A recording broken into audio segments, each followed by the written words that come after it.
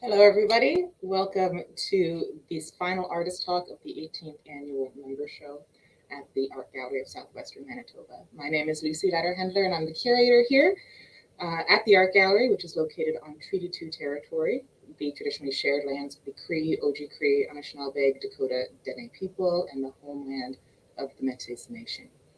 I'd also like to take a moment to thank the Whitehead Foundation for its continuing support of this annual exhibition, and its increased support this year because we've been allowed to go back to in-person programming, provides us to remunerate some artists for participating in talks like this. So for anybody joining us from home online, you can interact with the artists, ask us questions, leave your comments in the comments section of whichever platform you're joining us from, and we can respond to them here live. So without any further ado, I'd like to bring up our artist panel. We have Jenna Bardarson, Douglas Fraser, Oreo, Jan Brancewicz, and Tengnamoe.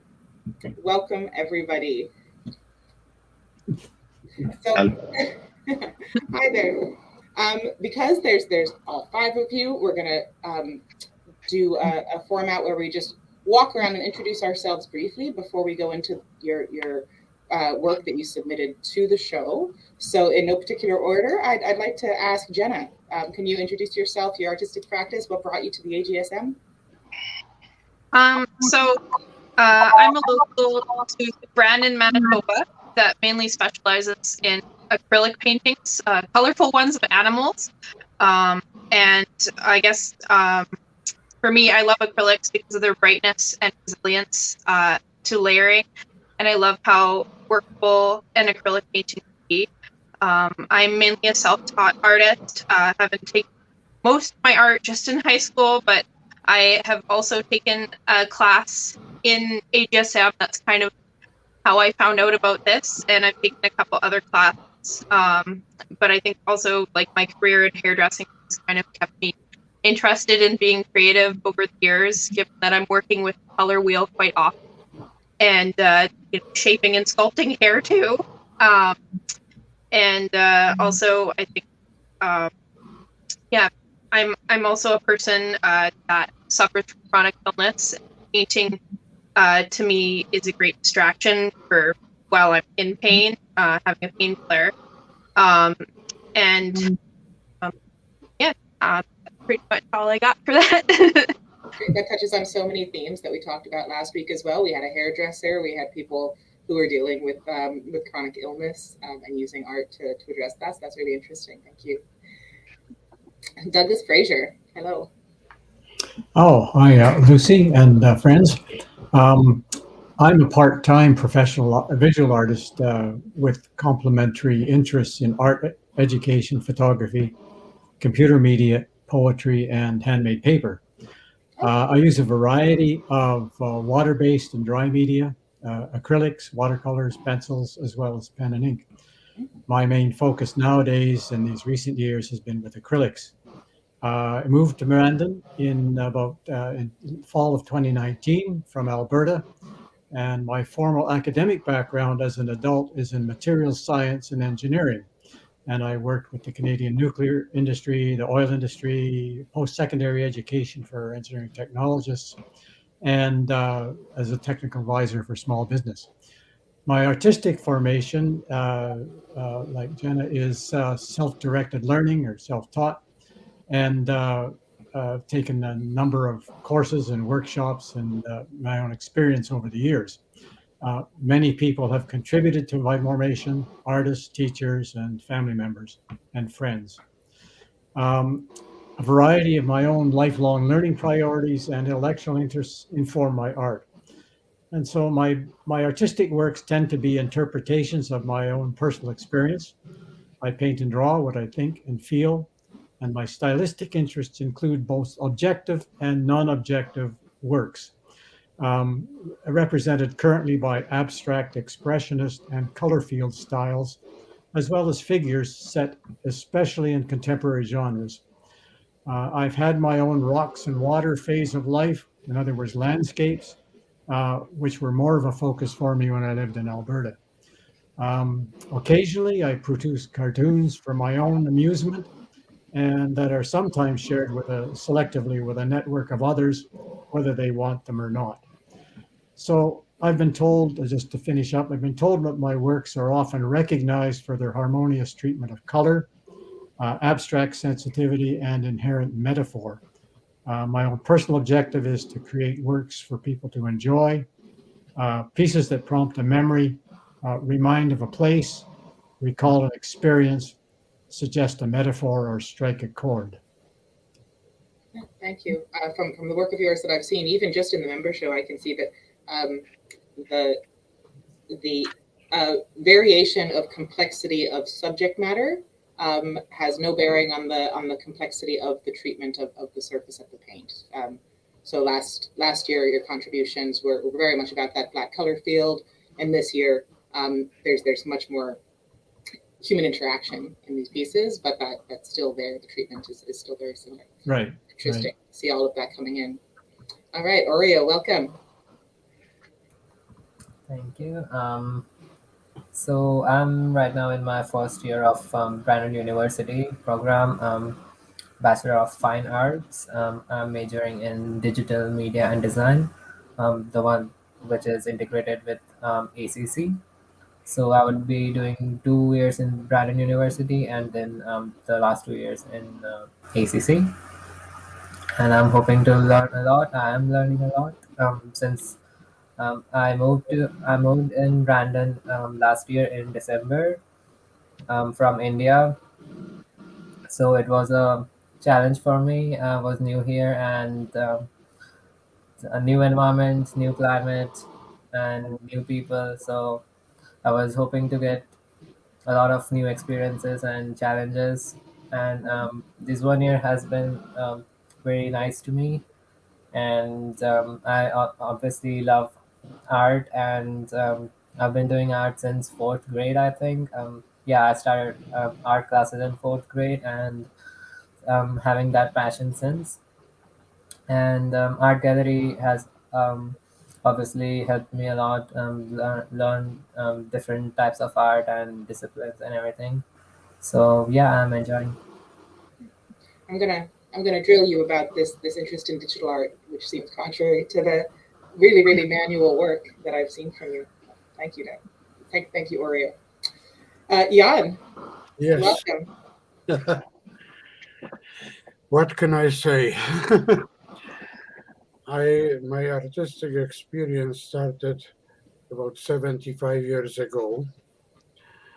As a little child, I was in kindergarten, and my teacher decided that one of my paintings that I did there should go to the International Exhibition of Children Art in Hiroshima. That was 2 years after the explosion of atomic bomb there. I never got the painting back. I don't know what happened with it, but I was mad at my teacher because she insisted that I do some changes to my painting, which I did, and I didn't like what she suggested. But the painting were there, I have no control. Do you remember what the painting was? I'm sorry to interrupt you. Actually, the painting sat in my mind for many years, because in the 1980s, so that's quite the span, I decided to paint that painting over again. And I painted the way I remember that painting as a child. And the painting sold immediately to a lover of horse. This was a painting of a horse. The painting was sold. I was happy. Never painted horse again. But that was just the beginning of my artistic career, which did not last for a long period of time, because I decided instead of being an artist, I want to be a poet. So I started writing poetry. I was still drawing all the time. I was drawing because my grandmother was encouraging me. You have a talent, you have to draw, you have to be an artist. She collected all my drawings, but I was writing poetry. And in 1960, first of my poems were published. So I was published writer. Then there was anthology of poetry published in 1964, I believe it was, and my poems were in that anthology together with the future Nobel Prize winner in poetry. So I was translated into German. So I was quite accomplished writer. Unfortunately, in 1965, I moved from Europe to Canada. I could not speak English at all, so I couldn't write. I decided I will write one poem.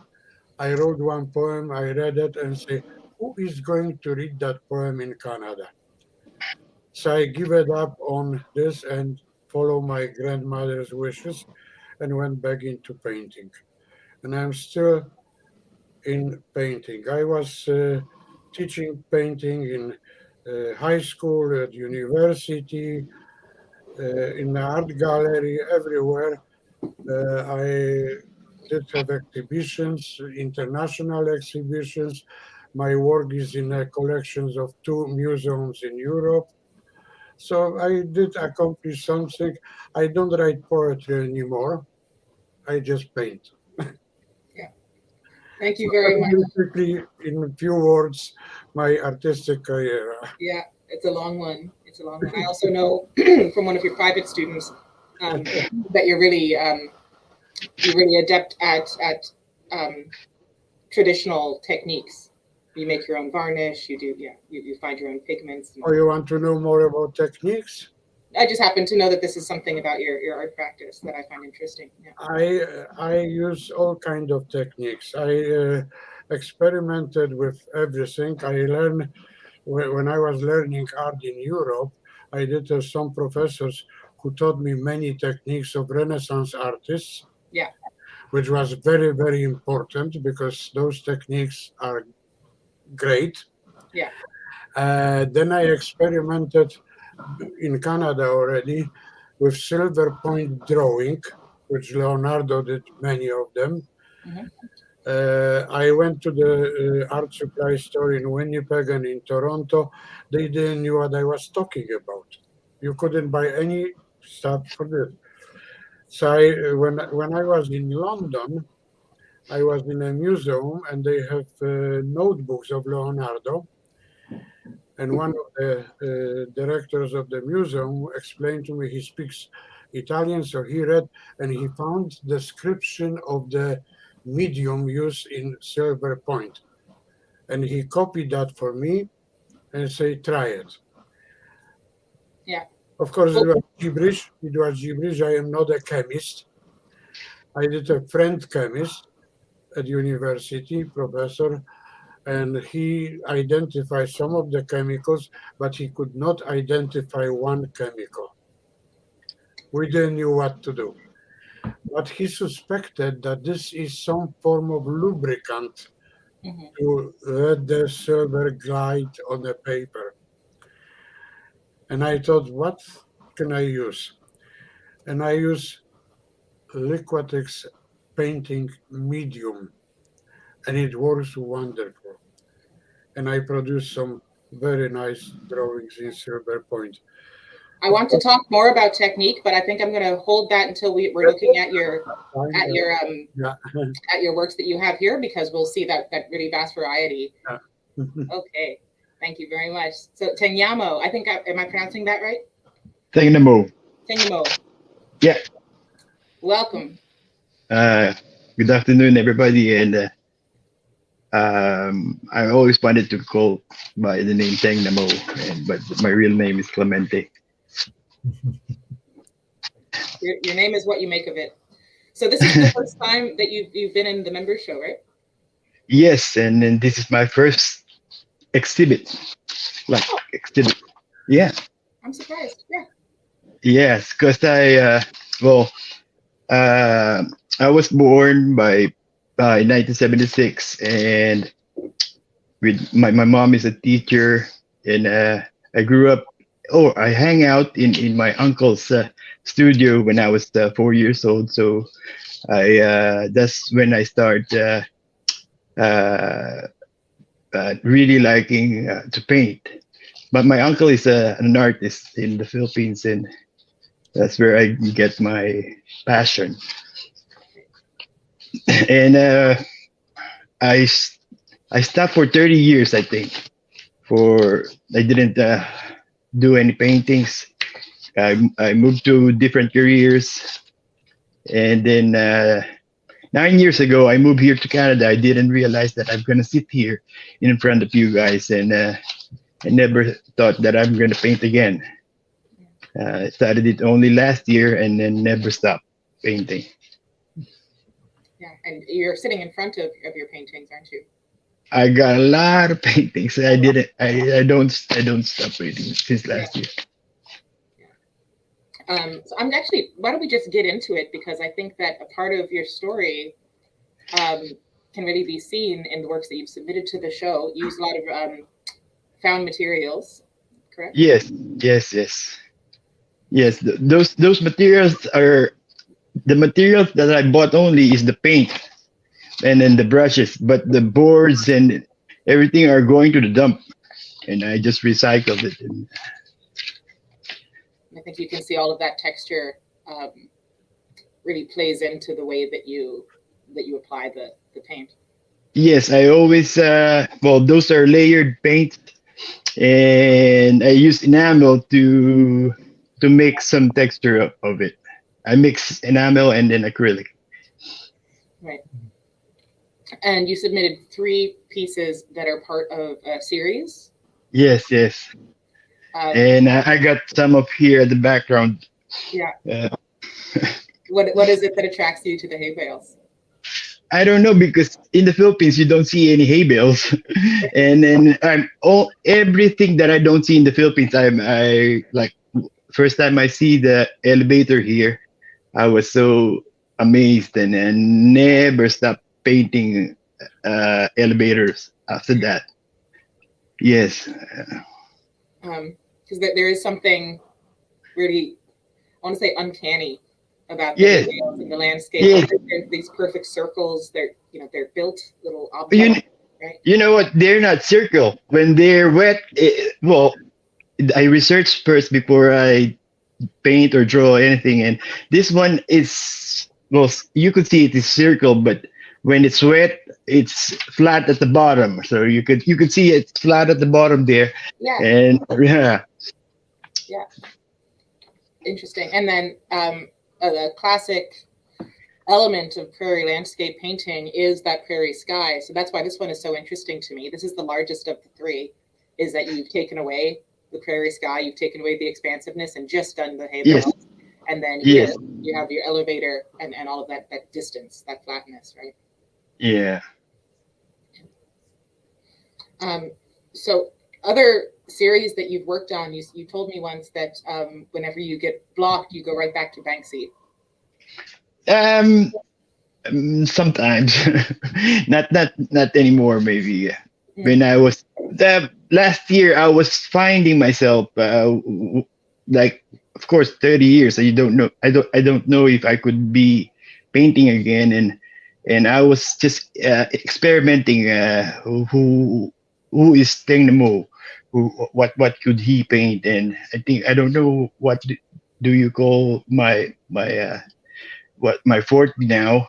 I think it's, I called it Tengnamoeism, something like that. And that's my art. Yeah, great. So just scroll through them again. You see that wide variety, but still so consistent. There's such a clear through line, even with these different treatments. And in person, just really, really material. Really Well, last night I'm still sketching about the hay bales. Yeah. Not gonna end. Yeah. And I think everybody's from Brandon except you, and you're from Carberry. I live in Carberry for 4 years now. I was born in the Philippines, and then 9 years ago I moved to Canada from BC to Newfoundland, and last up, this is my home now. This is Carberry. So you're not at all the farthest reaching member, and certainly the AGSM likes to think that its reach goes that half hour down the road. So welcome, thank you. Now, You're welcome. at random, there we go, Doug. Okay. I guess this year I submitted 3 pieces. This is one of them. Just an example of some figure work that I do and have done. The name of this is, and this one. Oh, okay. Yeah. It's like a movie, eh? Yeah. Sorry. Anyways, this one is called Remembering, and it's based upon a moment that my mother and my daughter were having some years ago, shortly after our daughter married, and they were sharing memories of that occasion through a book and a chat and so on and so forth. So this is a painting that sat partially finished for many years. Part of what we're challenged by as artists is, what do you put in a painting and what do you leave out? And what you leave out is every bit as important, or maybe more important, than what you put in, because there's so much rich texture all around in the world. So this one I did a little bit of experimenting with knife work. Yeah, and I did have a detail of that. Yeah. For essentially the background and context. So that's a bit of a few thoughts on that piece. Yeah. Yeah. And we'll keep a pin in that idea of the color field as we move on to as well. Yeah. This is a smaller piece, and again, it's one that I've entitled Pals, and again, it's an image again that is prompted by 2 of our grandchildren playing together a few years back now. They're now teenagers, so they're a little bigger than that. Anyways, the idea was they were out there playing together, and I was asked if I would, paint that moment. So this is what came out of my brush and my paints, right? And as I looked at this when it was hanging in the gallery, I hadn't thought about this before, but there's a difference of about 2 years between the 2 of them, and it's clear who's in charge because she's holding the bag of chalk. So 100%. Yeah. But it's a benevolent reign, I think. Yeah.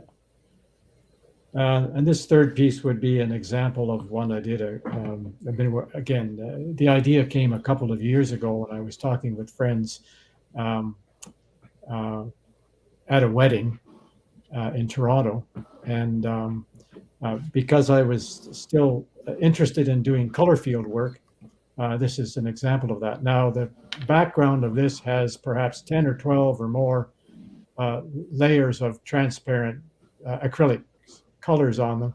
And I started with light colors like yellows and oranges and reds, and gradually built it up. And of course, as you add more layers, it gets darker and darker and darker. So this would be an example of a glazing technique that I sometimes use to achieve the final impression that I'm looking for. And I did not do a close-up because the camera couldn't possibly capture it. But in person, it's a very vibrating. Vibrant? No, it's vibrating. It vibrates. There you go. Yeah, and also the within that, there's also a lot of motion in the line work. Right. Yeah. It's a mixture of a line drawing and a painting, right? Blend of the 2 ideas, concepts, techniques. Yeah. Yeah. And so it plays kind of in a pendulum swing between flatness and depth, flatness and depth, flatness and depth. Right. Yeah, I can't make up my mind what to do, right? Yeah. Like every good art teacher, just guess, just try it. That's right. And then this one is substantially larger than the other 2. Pals, I think, is only 8 by 10, maybe. Yeah, it's actually about 12 by 16, I think. Yeah, but anyways, it's a smaller one than the other. Yeah, it's small, and this one's just medium, which is in both of the cases of this and Remembering, the snapshot quality to it, I think, is really interesting. The over shoulder. I know that you also have done some kind of street views of people walking. It's a little voyeuristic in the same way, if I may. Yeah, I think so. Yeah. Okay, thank you very much. Okay, welcome. In no particular order. Oreo. Okay. So this one's called peace because that's the feeling you get when you hug someone or hug your loved one. This was a part of my hands project for the painting one class. Can you tell us about the Hands Project? It's pretty famous in Brandon. Yeah. So for the hands project, we had to make eight 9 by 9 inch paintings on the stretched canvas, and all of them had like different techniques. For this one, we had to do it in warm and cool colors. Basically, the idea is that the cool colors recede and the warm colors are seems closer on a picture plane. And then we had the glazed and confused. We had one where we had to use a palette from a famous painter. So I used Caravaggio's palette in one of my impasto painting, and then one was all green where we only had to use the green color, and like we had to make minimum 12 shades of that to like get the requirement of the assignment done. And all of the paintings were a challenge, and it was so fun painting hands. I think you have to paint like you just do hands for an entire semester, basically, right? Yeah, it was basically I think we were given like 4 or 5 weeks in total to complete all the paintings. Yeah. And the estimated time for each painting that we had was about 5 hours. Yeah, about 5 hours. It's a good thing, I think, because people that find hands easy, forget them, good for them. But people that find hands hard sometimes give up and then end up just never never having any hands in their paintings. And then you submitted this larger work on paper. And then this one is on the Stonehenge paper, 22 by 27 inches. This was the reveal and conceal assignment for drawing one. So in this assignment, we basically we had to make an idea where some like an object or an idea was revealed or concealed. That was the basic central theme. So I decided on the element of Polaroids because they capture memories and places that we find interesting or that are close to our hearts. So for the composition, I decided to stack all of them on top of each other so that only one is visible. And the one that is visible is a photograph of my first diary entry in my bullet journal, which is a very important thing for me. So all the other photographs are essentially a very memorable um, point in my life. So that was the assignment. Thank you. And then this one was the ceramic piece. It was coil pot. Yeah, it was coil pot for the clay one class. And we had to make the pot with coiling technique, of course. It was very challenging for me since I had never worked in clay before. So it was very challenging. Plus, it was also fun because um, like I saw like there's so many possibilities in clay, and I just wanted to experiment so many things. But unfortunately, I'm a student and I don't have that time because of all the assignments. So I still like how it turned out. I did the patterns and the engravings according to my mom's work. She does a lot of wine decoration art, Mm-hmm. wine bottle decorations. So that was my inspiration for that. Yeah, I think especially that you can see how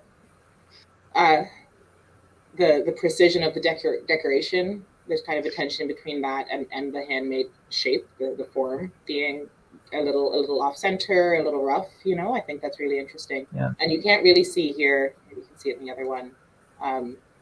But all of this additional roughening of texture. I realize I'm gesturing with my mouse, but nobody can see my mouse. The texturing, the raw texture around these bands. Yeah. Let's see. Okay, thank you. Now, chick. Tell us about chick, Jenna. So that one, I feel like this one I had made more to please others than myself. Oftentimes when I have a commission, lots of people tend to shoot for the farm animals, and I was really just trying to make this one as cute as possible. I hope I succeeded. But I also really, it's a funny story with my commission and the animals, though. I originally didn't paint animals. I used to like painting more like abstract figures and more, I guess you could say, spook art. And I had a commission for an animal. It was a farm animal. I think my first one was a pig. And yeah, I just discovered that I really enjoy painting them. So it's funny how, one thing like that, like, if I had said no, I wouldn't have known that I enjoy it so much. And then, not to spoil, but then look what happens. It just becomes nothing but animals all the time. So you can see that something that you really like to do is centralize that composition and then create that really pixelated background with a tighter brushstroke at the center, at the focus point. Yeah. Yeah. I really try and make the animals the focal point. But at the same time, I like to make it, I guess you could say, as loud as you can with color-wise. I really like to incorporate a lot of, I guess, brightness to my art. And I really like high contrast colors. And also this one, I really like to, if I can, for myself, paint the animals that are important to me, like the bee. I'm an avid gardener, so I see them often in my backyard, and I've been starting to work on other ones. I started on actually a green sweat bee the other day. They're quite pretty looking. But yeah, the honeybee is very important. For me, in my opinion, it's very important for life. I guess really like. Without the bees, we wouldn't have a lot of things. For sure. And then this silly smile. Yeah, this one was, I started it, I want to say maybe 2 years ago. And this one transformed a few times over the years because I was never happy with it. Then I finally landed on like how it looks now with the contrast and the colors, and I'm finally satisfied. But yeah, it goes to show, sometimes you just need to work it out over a period of several years to get your final results. Yeah, for sure. I think what really makes the painting work is that shadow on the neck, and then under the farther ear, and that kind of diagonal look gets created without needing to use any particular light tones in the background. It's all just a color wheel effect, right? Yeah. And you told me also that this one, part of your process is just continuing with that pointillist background and just layer and layer and layer, as opposed to having a goal in mind, an effect in mind. You work kind of more intuitively with those backgrounds. Yeah, I like to go with the flow. Like I said, I really enjoy the high contrast, and it's kind of, I think it's a little bit my hairdresser brain. It makes me think about colors and how they go together. I guess it's artist brain too, but I like to think that from working with the color wheel, I try to really what'll work and what won't. Yeah. As opposed to, so these are obviously really limited palettes. Are those decisions that you make before you start painting, or is this similarly something that happens? Yeah, pretty much similarly. I just kind of I paint. I always paint my subject matter first, and then my background last. Oh yeah. Because I'm very indecisive with my background, so I like to, like this bird. Also, the chick went through a few transformations too. Actually, there was probably about 3 different backgrounds under that until I was happy. Okay, interesting. And then you, I assume, go over and sharpen up those outlines so that you don't have to be so precious with your edges. Yeah.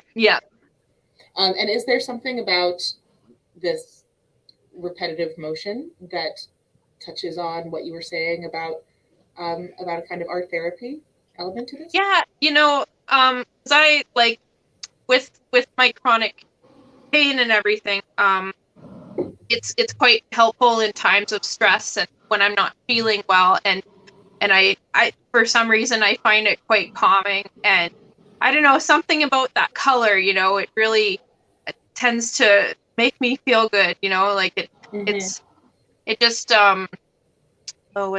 just really helps me to I guess handle what I'm going through too. It's just the repetitive nature is just, I guess, satisfying. Yeah. Thank you very much. We have a comment from Cheryl on YouTube that this is a beautiful show and there's a lot of talent in Brandon. And yes, I agree. I should mention several times, I should have mentioned off the top, and I'll say it again, that the show closes tomorrow. The exhibition closes tomorrow. So anybody who's able to, this is really like so many, one of those that should be seen in person. Okay, so I would say in no particular order, but I believe who we have left is Jan, and this I don't want to call it a triptych. It's 3 individual pastel drawings, correct? Yes. Yeah. Hello? Yes. Can you repeat your question? So these are pastel drawings? These are oil pastels. Oil pastel. And I don't use any professional oil pastels, just little children stuff. That's great. I was always fascinated with that medium. It is not easy medium, particularly that there's a limited number of colors. And in order to make the painting colorful, you have to blend those colors. And blending this, they have special paper blending sticks, but I don't like them. I prefer blending with my fingers. And after completing painting like that, half of my fingers are gone. They were wearing off. But the thing is that the effect of the color is amazing. Yeah. And I concentrate on portraying people in their variety of situations, life situations. Some are depressed, some are happy, some are close to other people, some are loners, and so on. So there's always something happening in that work, and this dictates the mood of the work too. And in pastels, traditionally pastels were rather light color, and I sometimes go into very dark, like in this particular painting. I go into dark colors, and it works beautiful.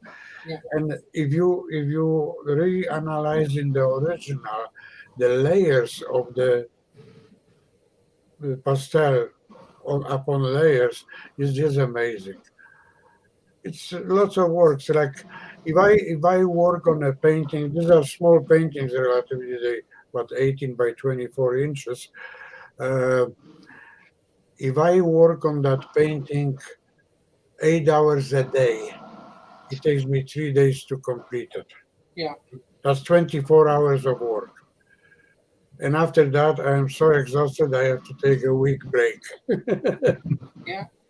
You can really see with this one all of that blending that goes in because of those gray tones, right? That's all. None of those are pure colors. Those are all blended colors. Yeah. Oh, I always look at interaction of people. Yeah. Some of them are in family settings, some of them are lovers, some of them are strangers, and so on. But observing people, it's very, very useful. I will go, say, to a public gathering or something like that, and I stand in a corner and I watch people. I don't watch what is happening around, just watch people. And I memorize certain situations, and then I have ideas for painting. I never had problem. What should I paint? Right. I have problem. I don't have enough time and energy to paint because I have always there, and I experimented with different mediums. I did watercolors. I did charcoal drawings. I did oil paintings, acrylic paintings, all kind of things. And lately I started working on pastels, and I love it. I also did some wax crayon work. Again, just Crayola crayons, not fancy crayons. Pardon? Just student crayons, not fancy ones.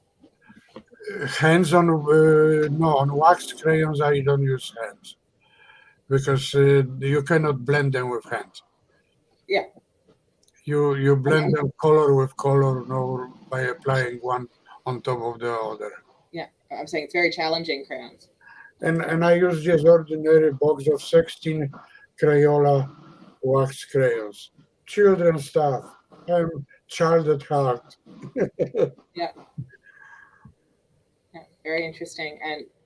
And so when you talk about the interactions between people, before we open it up to a larger conversation, and again, anybody who's watching from home, you can ask questions in your comment section. Talk to me a little bit more about what you mean by interactions between people. So these are friends. Oop, these are friends. This is a meeting. So is this strangers? And then this is a family. And what's the emotional content that you're trying to get across here? Oh, it's like if you look at that family picture, you see that the family is not very happy. They are sad for some reason. There is some conflict there, and conflict is underlined by using of red and green in a background. These are contrasting colors that emphasize the conflict. Color is very important in the work of art, and very, very often used this as an expression of feeling more than as a representation of object. And thanks to Paul Gauguin, who invented use of non-objective use of color, accidentally, when he was painting in Haiti, his supplier sent him always paints from France. And he was painting all those tropical paintings and tropical fruits and so on, and tropical women. And unfortunately, orange paint did not arrive, but he sent him oversupply of blue. So he started painting oranges blue. And that was non-objective use of color. He invented that and then used very effectively. So be bold with color. Don't restrict yourself, because grass is not always green. See, sky is not always blue. So be very, very, very brave with use of color. But of course, you have to understand what color means too. Yeah. And these three together, especially tell that story really well about that emotional carrying. So thank you all so much. We can bring up the slides again if we want to refer to them. I'll start by by referencing a comment from YouTube by Total G, who talks about this mix of styles, backgrounds, and perspectives. We also wish that you could see it in person, Total G.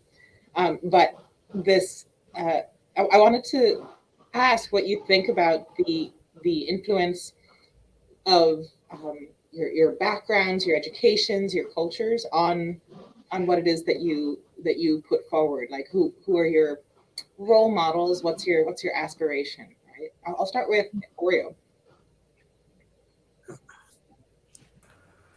So my inspiration is people around me, I guess. I really like to observe people's behavior.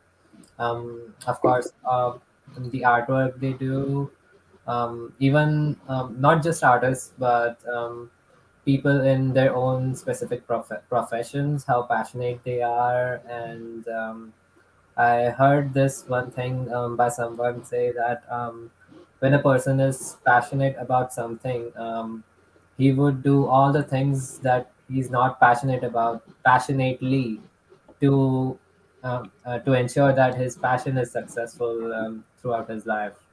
And I was really motivated by that. And yeah, it's fun to observe people. And my mentor, Deepak Gaikwad, he taught me everything about painting, drawing, sketching, and everything. So he trained me really well, and I just wanted to thank him on this platform. So Thank you. Does anybody else have any comments on that? Because we have a lot of self-taught artists here as well. I wanted to start with Oreo as a currently enrolled art student at Tengnamoe, and Doug, you're self-taught. Jenna's self-taught. What's the motivation there? Well, I guess. Oh, sorry. Go ahead. You go first. I've been influenced throughout my whole life by other people, really, and I grew up in a family where my mother was interested in arts and crafts and things like that. So I was, and as a teenager, I drew quite a bit, things like that. But as I tell people, when I became a man, I put away childish things, i.e., in other words, for many years I didn't do much art. I was busy with other things in life, right? And then in the mid 1980s in Edmonton, I decided to take a watercolor course. Anyways, went on and on. So there have been a fairly long list of people, teachers, artists that influenced me as I've taken various courses and so on over the years. But I'll mention one particular artist. Well, first of all, a color field artist that probably has influenced my approach to this is Mark Rothko, who was an American artist. And I won't go into the details, but having seen some of his works and in the flesh in the Tate Gallery Tate Modern in London, it prompted me to try and say, well, what can I do with acrylics? Okay, another point of view in terms of figure painting, I'm going to give credit to an Alberta artist named Tessa Nunn, and she's a person that really caught my attention in terms of figure painting and the techniques and things like that. So I will give certainly public credit to her for part of my journey and an influencer in my figure world. Yeah. Mm-hmm. Interesting. Yeah. Jenna? And then I guess for me, as far as inspiration goes, I've always been very, very interested in art from a young age. And there was a period of time for me where I didn't really think about it. Like it was when it was kind of straight after high school up until I was for about like 4 years or so. Because I think I got kind of caught up in work and life, and I didn't make the time for myself. And then yeah, I started doing a little bit here and there, and I started getting the odd commission, and it really got me more interested in doing it again. And then I don't know if anybody else found, but when the pandemic hit, being that my job, I was right up in people's faces, I didn't have a lot of work quite often for a bit there, and I found myself with a lot more spare time to paint, focus on painting more, and I feel like that really helped to reignite things again.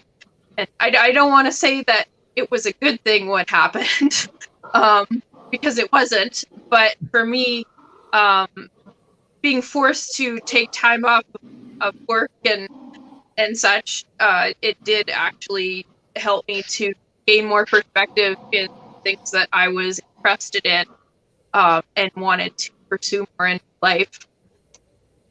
Yeah, I want to. So we have a funny dialogue happening between Facebook and YouTube. I don't know how this happened, if it's a coincidence or not. But Melanie had a question for everybody who's in the exhibition. I know that Melanie submitted to several member shows in the past as well. If you found any unlikely parallels between your work and another artist's work in the exhibition as you were walking around the room. And then somebody on Facebook, seemingly unrelated, says, I see a strong theme of color impact. And that's just between the five of you, which I think is really telling. So any work that you saw within the member show? Tengnamoe. Yeah. I like Oreo's work and the detail of the hands and the vibrant color. I like vibrant color for sure. Jan? You want me to answer that question? No, I don't find connection, because I believe that every artist is an individual and every artist does totally different work. There might be some influences, but they are minor things. But I have another statement that I want to make, and very disappointing to all of you artists. We are all sick people, because art is a disease and there is no cure for it. You will fight for the rest of your life. You will never be happy. You might produce some satisfying works. You might get some rewards if you sell the work or exhibit the work, but there is no cure for it. Once you get it, that's a life sentence.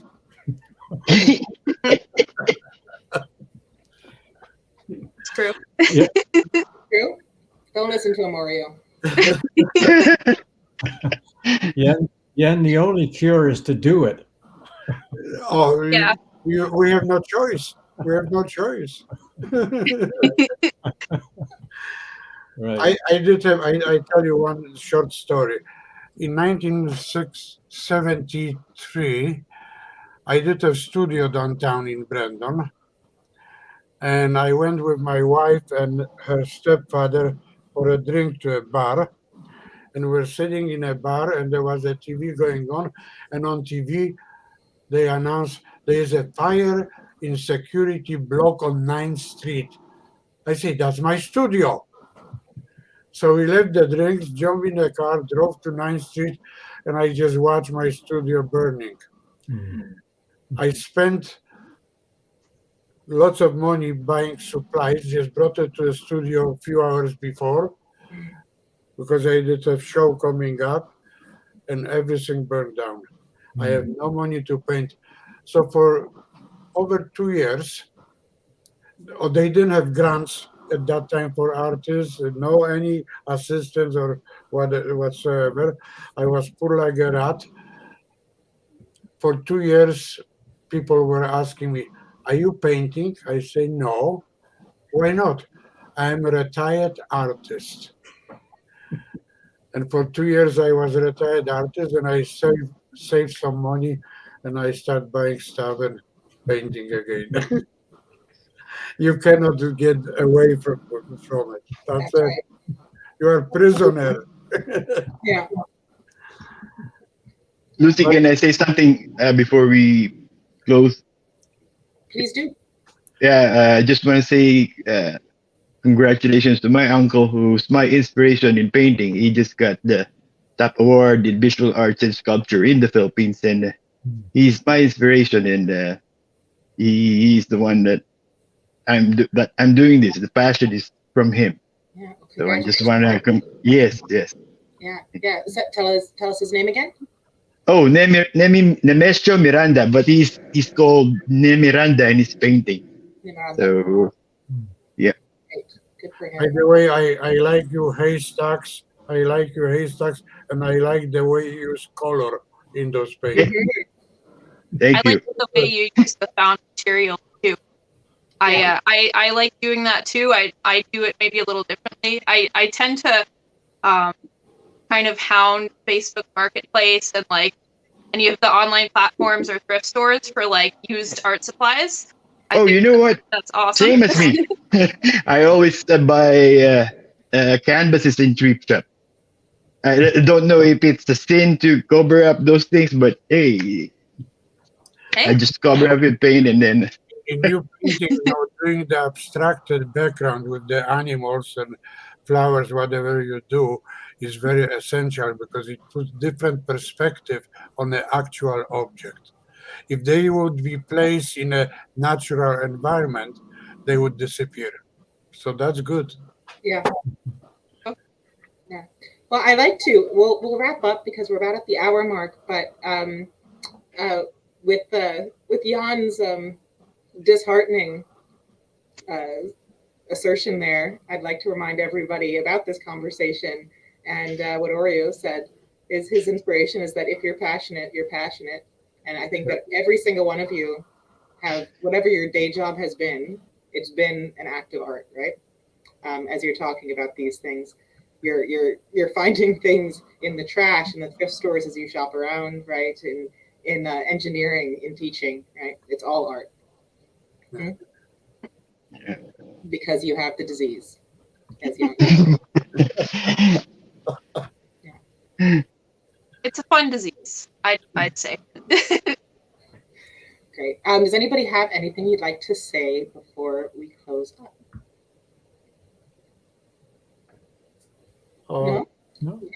AGSM rock.